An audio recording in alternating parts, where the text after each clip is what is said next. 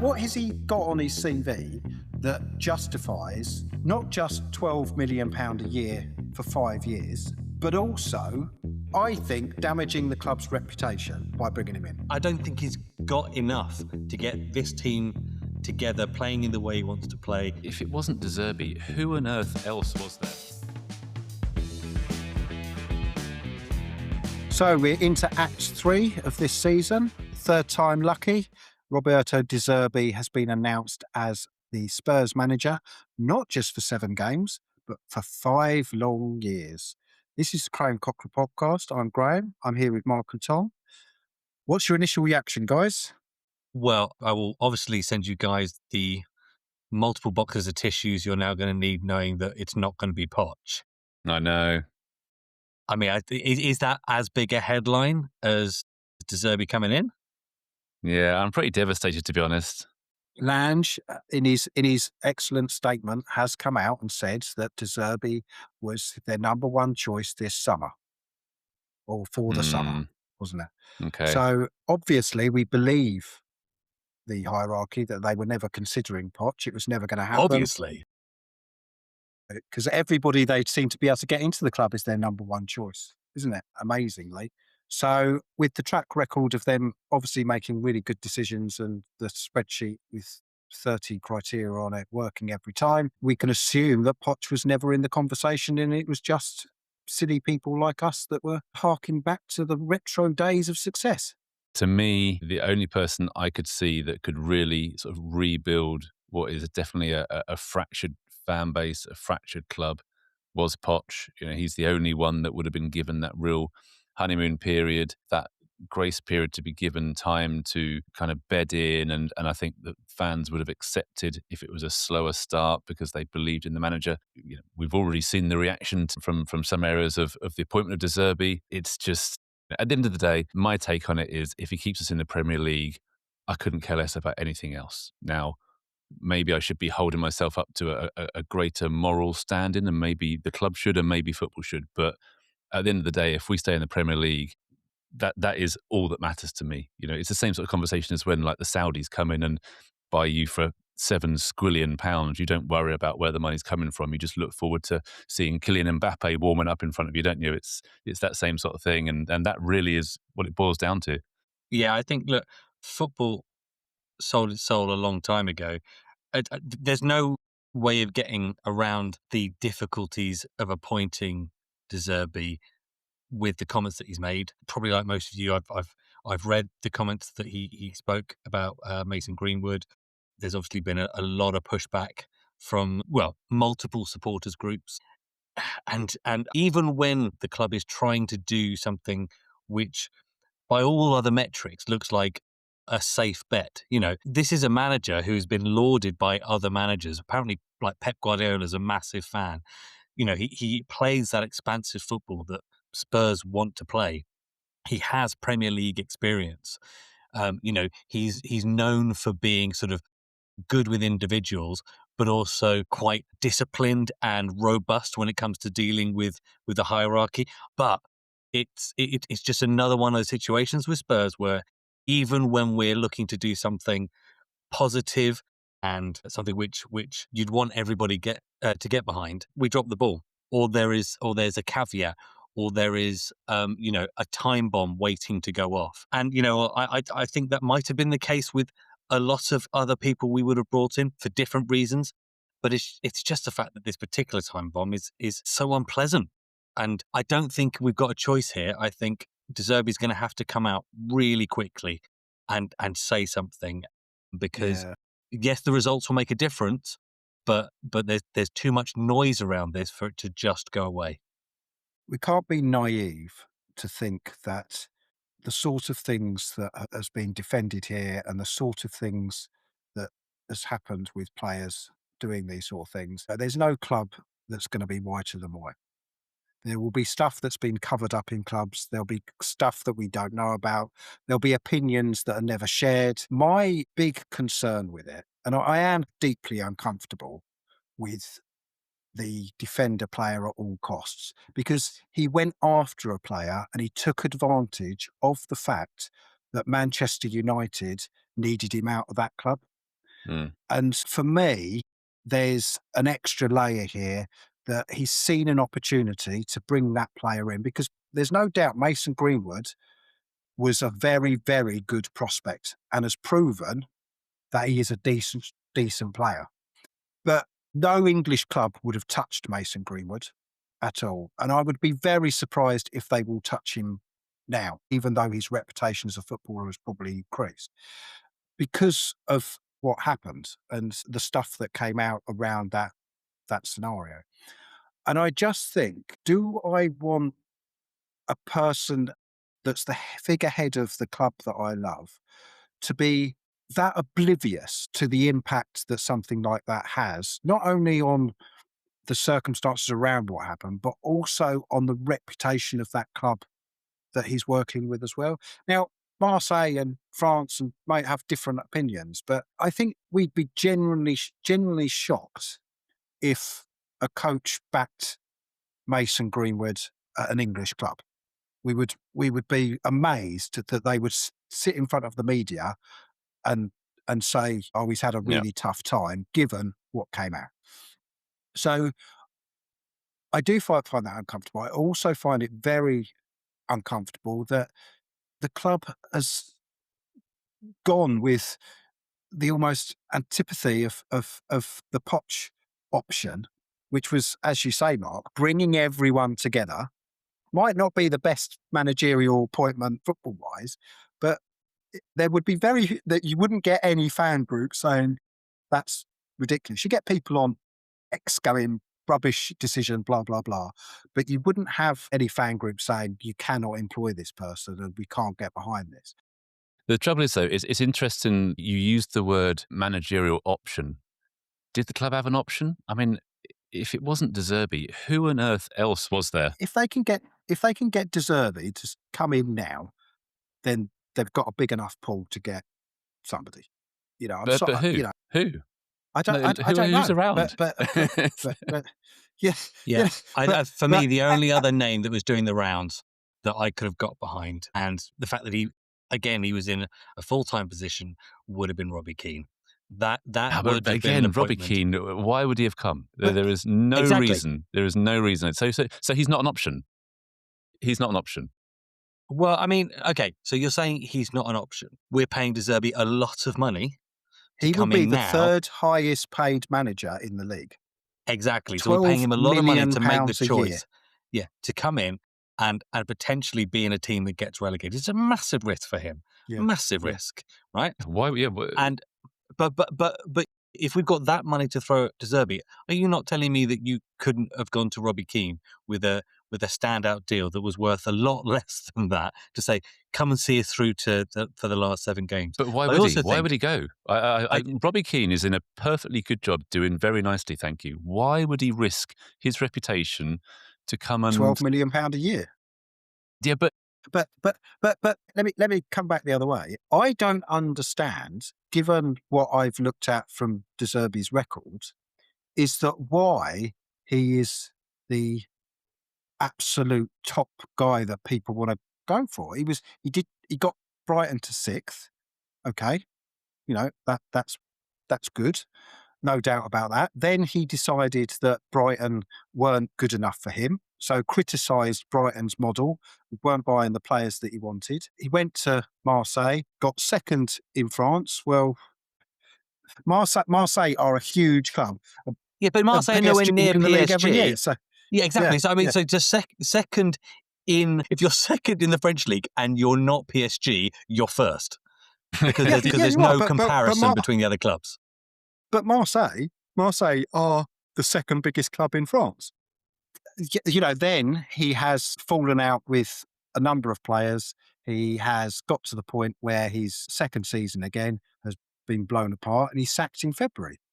Okay, so So second what season I'm blown saying apart. is, I'm Hang not on, sort of hang saying on. is, what has he got on his CV that justifies not just £12 million a year for 5 years, but also, I think, damaging the club's reputation by bringing him in. Yeah, okay. So I think on face value, right, you look at the job he did at Marseille and he did a good job. So when he left, they were in fourth. Right, maybe they should have been higher up the league, but I think he's got their best win percentage there as a manager in the last decade. I think it's something like 57%. What you're saying around why would we choose him? Because he plays the right style of football and because he's got the Premier League experience and he is available. Those are pretty big tick boxes. But I think your point with regards to why would we pay him to the point where he's the third wealthiest manager in the Premier League, I don't know that. It's like Jurgen Klopp coming back. That's obvious. It's because he wouldn't come otherwise. Well, yes. Well, there you go. That's very easy to answer. So these are all the eggs in a De Zerbi shaped basket. Yeah, I just think that Spurs are in a situation where there is literally no options. You know, you could have we were talking about Deitch. You could have gone Deitch with an interim manager, but they've clearly thought, look, we've just got to get someone that we believe in, someone who's available now, who has got experience of the Premier League, knows the opposition, plays a good style of football. There is only one name. When Lange has done all the filters on his spreadsheet, and there is only one name left on that spreadsheet, right? Yeah, because Poch wasn't ever going to, he can't leave until the USA unless they, he did lose 5-1, was it, to Belgium only last week? So there was a hope at one point, wasn't there, that the USA would sack him? What, before the World Cup? It hasn't brought, no chance. Yeah. I think the only other scenario that might have worked would if Dyche came in for those 7 games and Poch announced that he'd be taking over after the World Cup. Now scenario, I think, exactly. Yeah. If they did that as a double header, I think everybody would have sat back and gone, okay, I can accept that. And I'm pretty sure Dyche would have taken a sizable paycheck to get us over the line. So it's not like it was the only scenario out there. And this was the actual point I was going to make. For all the noise around De Zerbi, rightfully so, rightfully so, it's a lot of money. Rightfully so, he's come out with some stuff which he's going to have to front up about. De Zerbi didn't make that decision. The club made this decision. The club went to De Zerbi, put a contract offer in front of him. So all these people who are already getting on De Zerbi's case, all this guy is doing is exactly what he's supposed to be doing. He's doing his job. He's been offered a job at a club. They've offered him a salary. He's taken that job. And for at least our sakes and our own mental health, we hope he does a good job. Well, and that's exactly what I was going to say. Let's talk about that, because we put all of that aside and we say, okay, we have brought in a football manager, like we say, he has experience in the Premier League. He's done well at Brighton. He knows the league. He knows the teams. Do we feel more confident of staying in the Premier League because we have him in charge now? Do I feel more confident than I did with Igor Tudor? Yes. Do I think we'll escape relegation? I'm still leaning towards the fact that we'll probably go down. Graham, what do you reckon? I was pretty down after the Nottingham Forest game because I can't Rightfully see so. how can you magic up a performance out of these players at the moment? There just doesn't seem to be anything that gets them going. And De Zerbi football, yes, you're right. He plays a style of football that, when it works, is attractive, it's attacking, it's aggressive, which is what we want. But you need the right players in place. And one criticism of his time at Marseille, he still wanted to play all that football, but his midfield included Højbjerg, who Spurs got rid of because he couldn't rotate the ball. So Marseille's performances dropped off because they were relying on Højbjerg trying to be a fantastic 6-8 hybrid doing everything.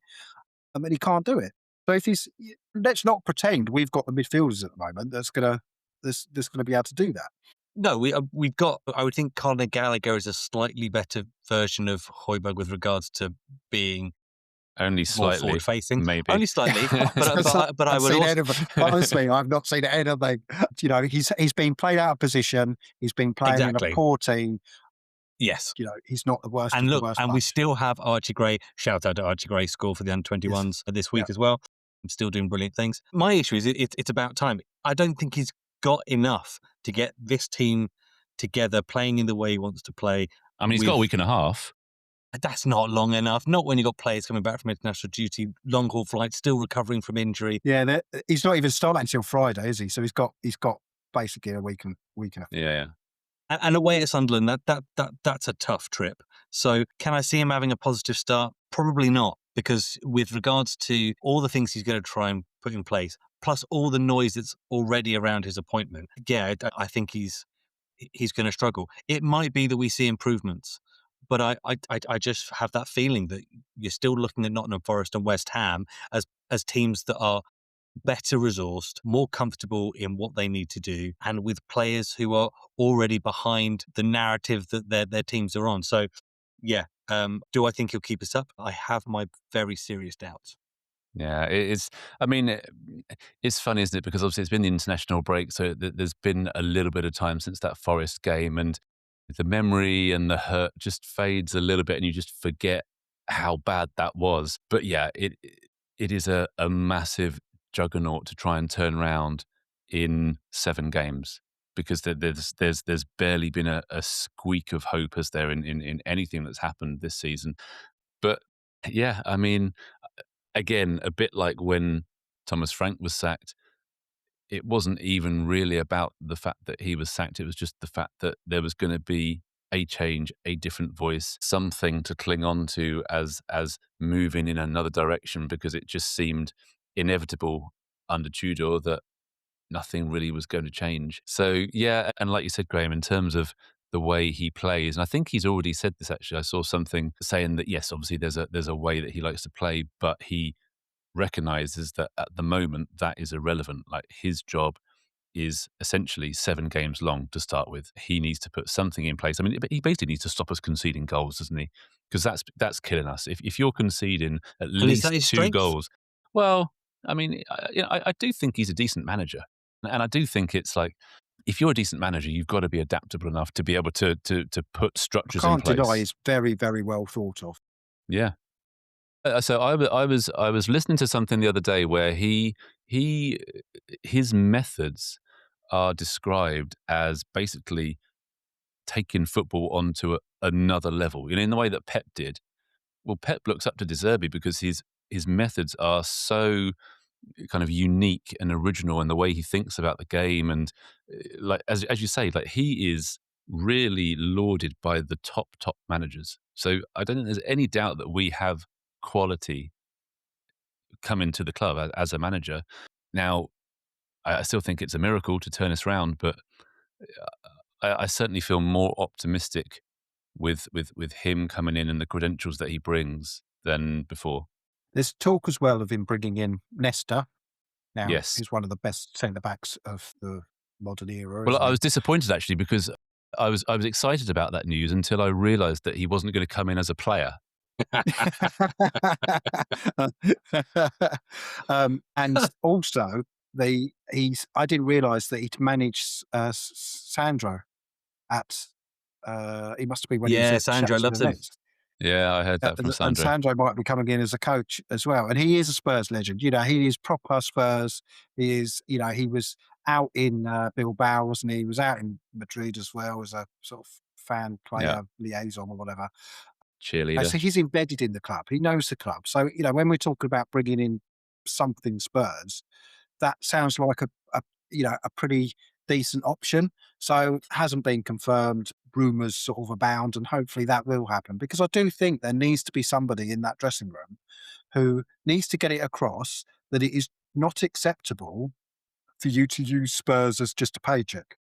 Yeah, And if the players don't realise now, on the back of a club that's 17th, hasn't won in this calendar year in the league, to be able to get a manager that was going to be very sought after in the summer. There's no doubt. And that's why the yeah. clubs had to throw this amount of money at him, because he would have had loads of options come the summer. He's talked about with Man U and all that kind of club. So I just think that there's some seeds there, and also the fact that there's a few players potentially coming back from injury. So Kudos is very close now, I believe, and a few others were spoken about, weren't they? Bergvall was very positive about Kulusevski coming back for the World Cup, so he's obviously got to play a few games before he gets to that point. So I'd be amazed if yeah, we see Kulusevski this season. Like, Yeah. every update I see on him, he doesn't seem to be able to get this lingering pain out of his knee, does he? It's like, Well, no, apparently he has said he had an operation, did he, that got rid of something behind his knee and it's fine. Don't know. But look, I did talking about the players. I've been saying for a while that I put a lot of this, most of it, in fact, on the players. You know, Frank didn't work, but I still feel like they downed tools and have never quite got back up to the levels that, let's face it, professional footballers should be at. I just feel like they checked out a while ago. Maybe that's a reason the club went for a manager like De Zerbi. Maybe they looked at the situation. Maybe they went, these players absolutely, they're already on the beach. They've already decided that this is something that they're not going to check in with. And so maybe the only way you do that is by bringing in a sort of a big name manager who's, Well like you say, respected. been linked to other jobs. I think the stuff that you were saying, Mark, about how he's seen as quite progressive and how he's lauded by other managers, you know, that's great. You want to hear that. But then you do that comparison about you've got him and perhaps his progressive, interesting, perhaps more complicated ideas. Maybe he's going to ask the players to take on more than they're used to. And you sort of, and the mirror view of that with someone like Dyche. And you go, well, Yeah. this is how I want you to play. And then you look at that through the lens of, you've got 7 games. Yeah. Then who do you want to be looking after the club? And all of a sudden, regardless of how lauded De Zerbi is, it kind of makes that Dyche decision even more confusing, because you kind of think, well, if you need someone to come in and give instructions quickly and for the team to understand them and to action them, surely you don't want to be going down this progressive, interesting, you've got a lot to take on route, because let's face it, the confidence is shot in most of these players. So that was one of the Yeah. things, again, that I saw about De Zerbi's record when he first joins clubs is awful. And I mean terrible. I think Brighton, they went a club record number of games without winning when he first joined. A similar thing with Marseille. And it's because, exactly as you say, Tom, it's because the ideas that he's bringing in are more complex, and it takes time for players to, to really understand what he's asking them to do, because it's often very different from any other managers that they've worked under. But again, someone of the caliber of De Zerbi has to understand that, and has to understand that he doesn't have that time to do that. His job is to keep the club in the Premier League, and then he can go and put his stamp. But right now, his Yeah. job is to keep us in the Premier League. Yeah, managers are notoriously flexible, right? Yeah.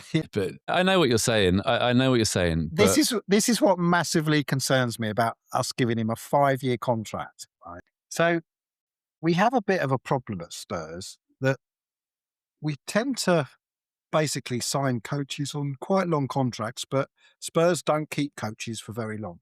No, there's no chance he's finishing that contract. Is there any realm of possibility, realistically, given the reputation that he does have of being a top coach, of him really following Spurs down into the Championship and trying to get them back up again? Because No, there might not be a relegation not a clause hope. in. But if that is the case, all we are doing is putting ourselves in a position where he's going to have a massive payoff. And he's like Conte, and he's like Mourinho. If he wants out of the club, he will find a way to get himself sacked, because he blows up. He blows up, doesn't he?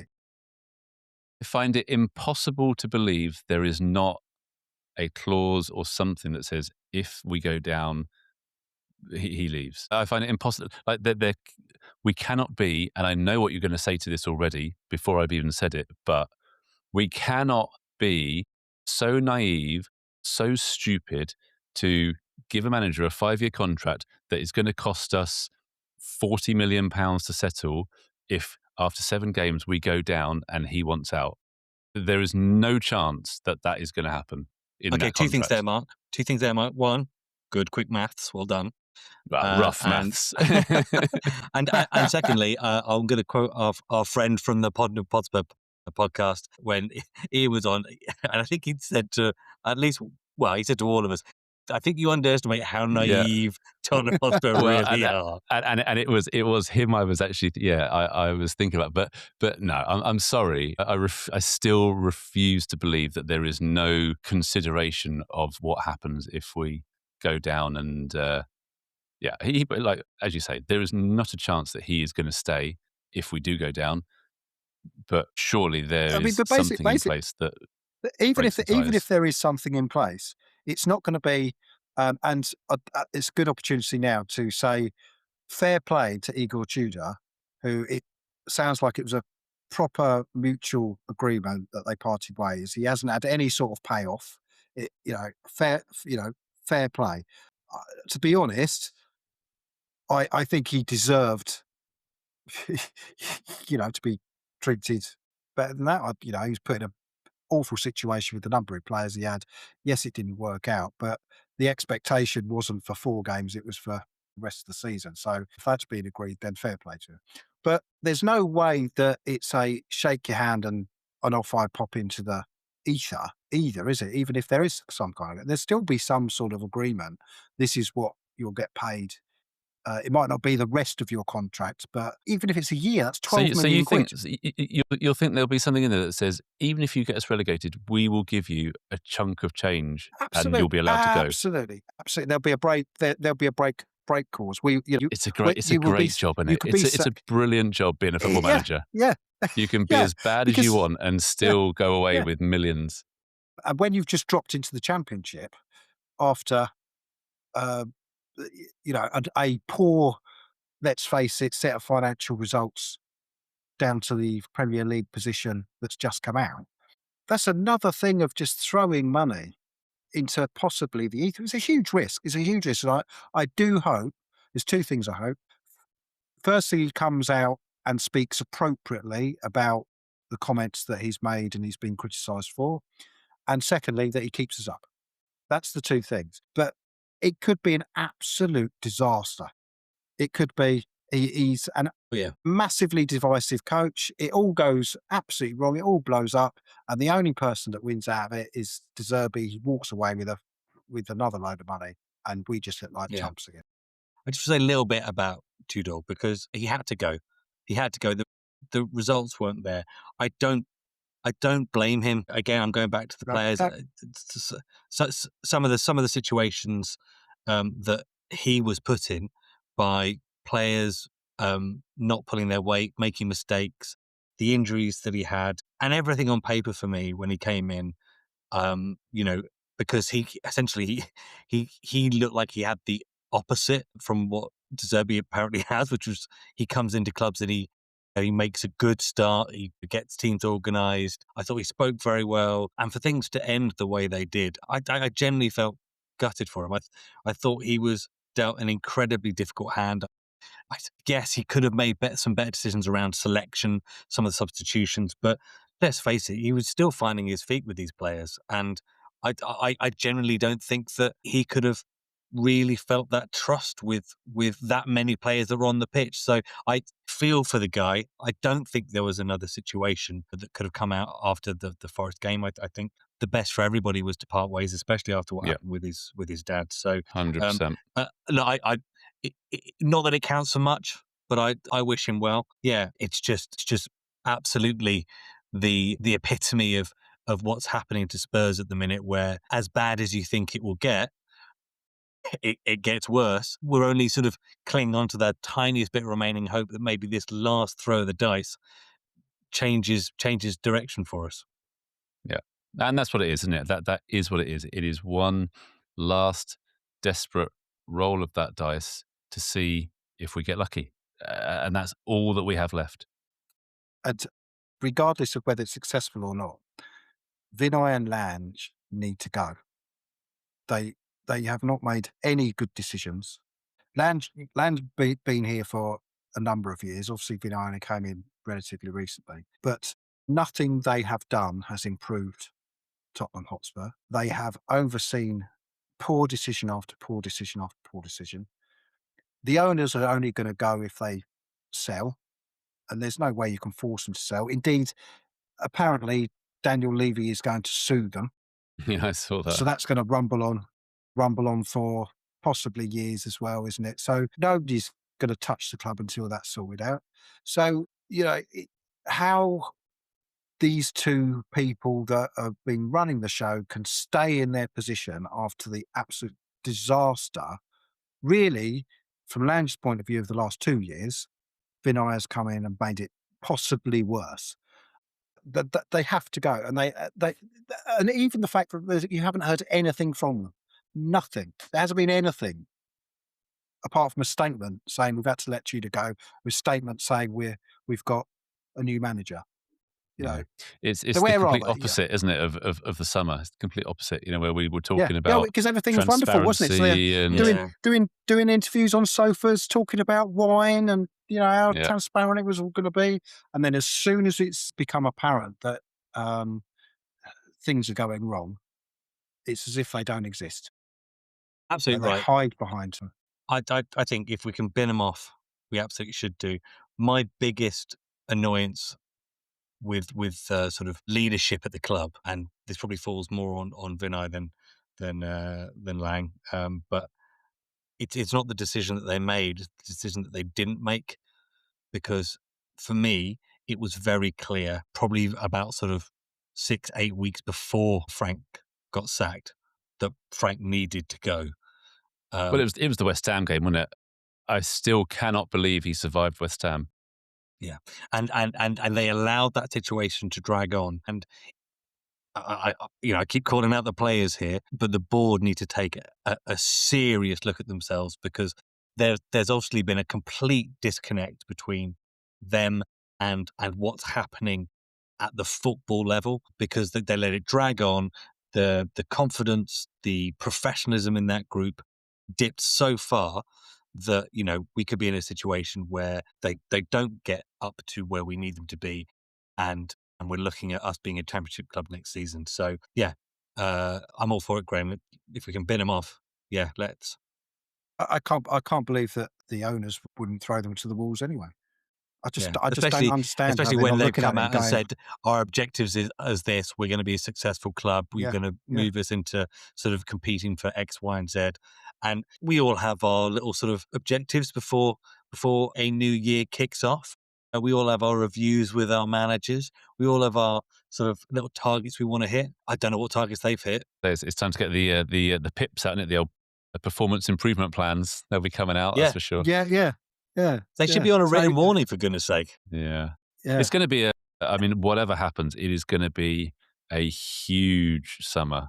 I mean, obviously, if we go down, then that all's going to need to be sorted out, however get that sorted out. But if we stay up, it's equally going to be, De Zerbi will a expect massive summer. backing. Yeah. Massive backing. Well, everybody will.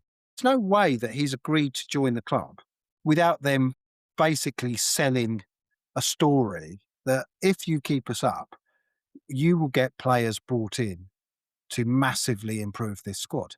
So a massive outlay will be expected by De Zerbi. And if he it's a doesn't World get Cup it, year, so again, it'll blow up. It'll blow up. Yeah. It'll just blow Well, up and it'll be gone by Christmas. But quite right too. I mean, my expectation, let's say he manages the miracle, he keeps us up. My expectation, this is going to be the first proper summer transfer window of the new era. We haven't spent a penny of our £100 million transfer war chest yet and all this, although it's probably all gone on managers' compensation. I was going to say, we've got Frank out Yeah, we're still paid his compensation. I mean, the great meme that I've seen recently is that Kulusevski hasn't played for 3 managers at Spurs. So he's been at the club. There's 3 managers he hasn't played for. I mean, that's really bad, isn't it? And there's 2 assistant managers that have basically been brought in and then binned off within like a week. It was bizarre that they managed to get themselves. It just shows they've got no real planning or forethought or thing. And it's We seem to find new ways of doing things badly now. So why is this? Why is it even a surprise? Mark, I think your point is huge. I would love a clear out. If they decided, right, if you want to go. Vicario, Romero, Van de Ven, Vicario go. There's no Porro. chance Vicario stays next season. I can't. I mean, I would be quite happy to see a complete refresh of the team.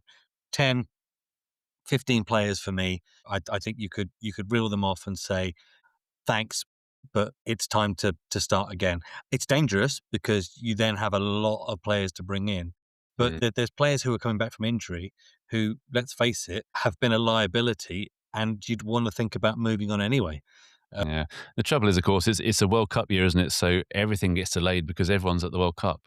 So that's going to be the other issue that we have. And the prices get hiked as well. Because someone only needs one good game in the group stages. You just need a Karol Poborski. And, Tottenham Hotspur are absolutely the club that will sign 4 Japanese players because they get to the semi-final. Yeah, they flick on the World Cup highlight reel and go, right, we'll have him, him, and him. That's it. That's it. But, That's it. We'll be the club that signs every player from the surprise team. Exactly. But no, listen, it's as you say, this is it now. It's now or never. We've got 7 games to go. There are still, on paper, there's still on paper winnable games. It's not like we're playing. I actually look at the fixture list and I forget we're rubbish. And I look at the fixture list and I go, oh, good. So we've got Sunderland, Brighton, still Wolves. got to play Wolves. Well, we've got 9, a chance of 9 points there because I completely forget that we are rubbish. We are the worst team in the league. I am still 2.5 seasons ago. Yeah. My biggest concern is so is De Zerbi. Yeah. No, let's hope that we can finally get that long-awaited new manager bounce about 3 months after we needed it. Because this is it, boys. This really is it. If this doesn't work, then we're doomed. We're doomed. Yeah, people might notice that we didn't post something immediately after Igor got the sack, but I think we were all pretty sure that things were going to move quite quickly. So, bye-bye, Igor. Hello, Roberto. You got a massive job on your hands, son. So, the final question of the pod this evening is, do Spurs deserve to stay up? Oh, bravo. That's very nice. Very nice. Very nice. I'm a little bit annoyed I didn't think about it myself. Yes. Well, let's wait and see. Yeah, we can't do better than that. I think we need to end there. Come on, you Spurs. Come on, you Spurs. Come on, you Spurs.